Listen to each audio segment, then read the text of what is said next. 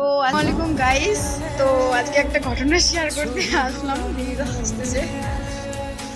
এই যে আমার দিদি, আমরা খাবো আম মাখা, তার জন্য ওকে বলা হয়েছে যে তুই হচ্ছে গিয়ে মশলার গুঁড়া আর চিনি নিয়ে আসবি।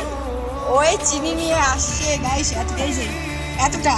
আর আম আম হচ্ছে এক বাটি, এখানে আম এক বাটি, আর এই চিনি নিয়ে আসছে 1 কুইন্টাল, যা দিয়ে একদম পুরো পাড়া খাবে, তাও থাকে যাবে না।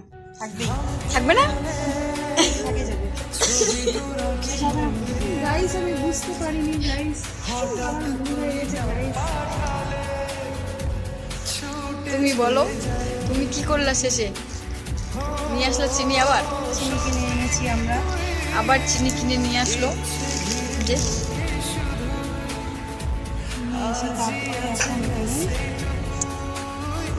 এখন মাখা চলছে।